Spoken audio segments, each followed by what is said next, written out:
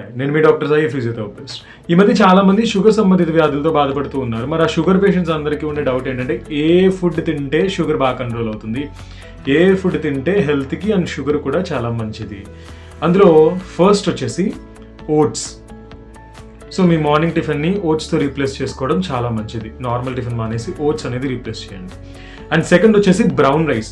ఇప్పుడు చాలామంది అడుగుతారు వైట్ రైస్ తినకూడదు అని. వైట్ రైస్ ఎలా అంటే మీరు 100 grams ఆఫ్ వైట్ రైస్ తిన్నా కానీ గ్లూకోజ్ లెవెల్స్ విపరీతంగా పెరిగిపోతుంది.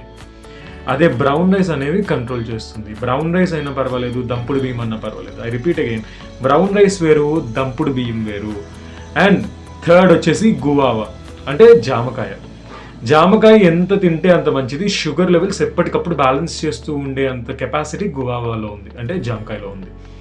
అండ్ ఫోర్త్ వచ్చేసి కుకుంబర్ అంటే కీర దోసకాయ. ఈ కీర దోసకాయ మీరు జ్యూస్ కింద తాగినా పర్వాలేదు, లేదా జస్ట్ డైరెక్ట్గా కీర దోసకాయ ఒకటి తిన్నా పర్వాలేదు.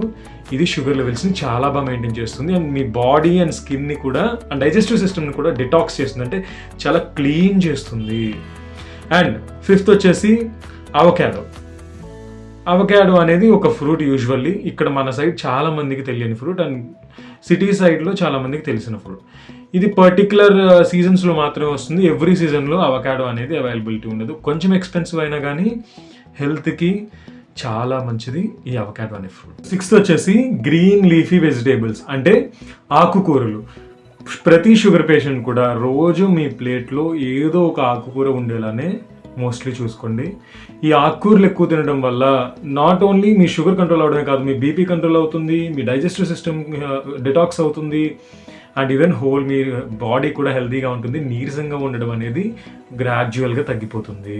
సో మీరు ఎనర్జెటిక్గా ఫీల్ అవ్వడం స్టార్ట్ అవుతారు ప్రతిరోజు ఆకుకూరలు తినడం వల్ల.